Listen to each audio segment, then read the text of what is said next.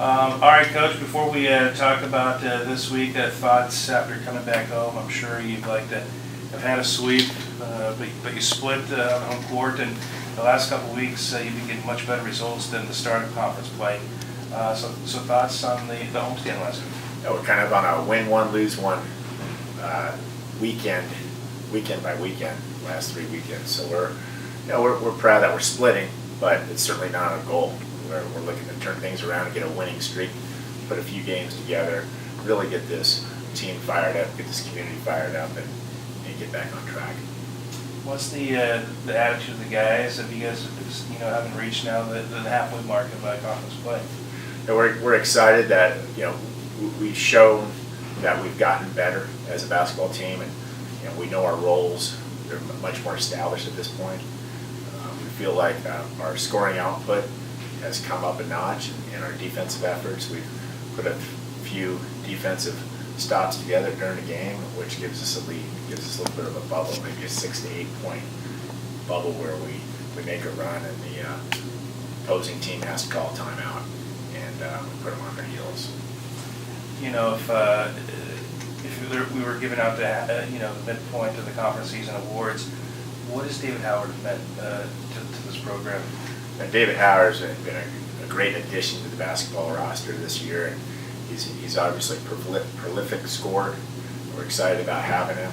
His approach to the game is mature. Every day he's a hard worker. We're proud of what he's done in the classroom, off the court, and certainly on the court. He's a weapon. He's a force in the CC2A. Second round now. It's not going to be a novelty. It's not going to be a surprise. Teams are going to be prepared and have a specific game plan to stop him. So we need to counter that with team play and run the ball through his hands. But if they double team him, we'll have different options offensively for our team. Will you guys benefit the second half knowing that a lot of inexperience in terms of college ball? I mean, you have so many freshmen, transfers, getting the first taste of CC2A action. Do you feel like the second time around it's going to benefit some of your guys? It will. They're seasoned now. These freshmen that have gotten significant minutes from St. John's, New York, Cal, to the CC2A, all of our home games that we had preseason to now, they've had a full dosage of minutes and games played, whether they've started or had a significant role. Each freshman has graduated into, I think, a sophomore class. Even though it's still here in January, you certainly can look at them as sophomores in that they've had that much time. So going into the second round, these freshmen are certainly seasoned freshmen, and I feel like that'll pay off in dividends here in the next few games coming up. So on the first road game this week at San Bernardino, they got a win against you guys earlier. It seems like it's been a while, but going by so quick. But talk about the game plan against the Coyotes this week. We did. We played well against San Bernardino, and not too many teams have. They're on a 15-game winning streak. I'm sure they're at the top in the West region and nationally ranked. And they've got things going. They've got momentum. They've got some great players, and they have a coaching staff that has gone to the NCAAs, and they know how to win. And we're playing on their court.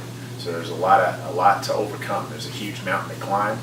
Friday night, our approach is going to be, we're the underdogs. We're not used to that here at Humboldt, but we're the underdogs, and we're going to go in there free, easy, no pressure, and see how we attack them in that limelight.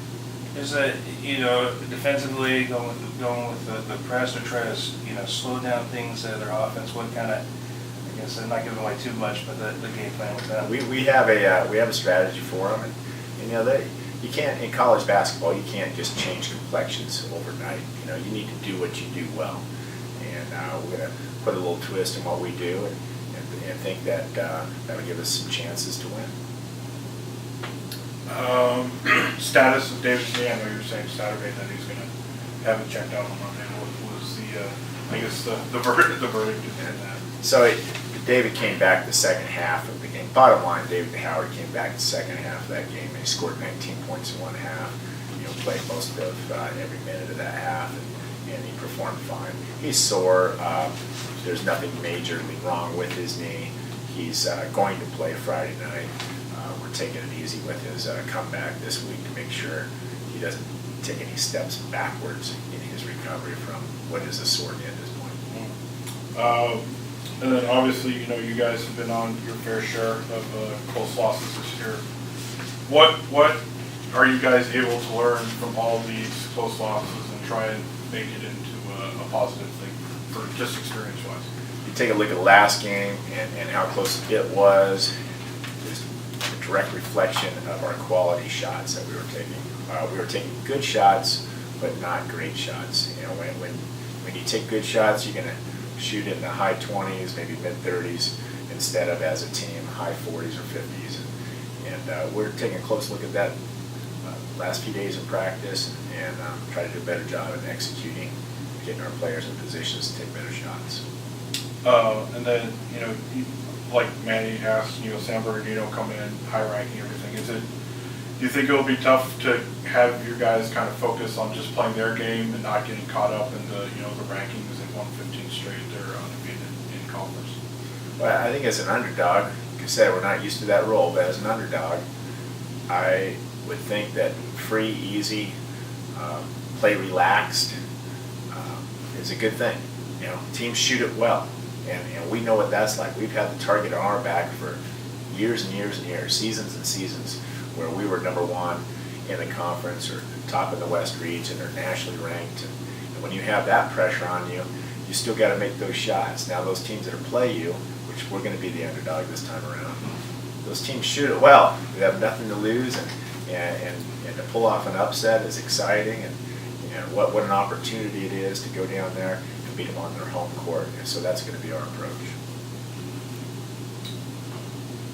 So I got.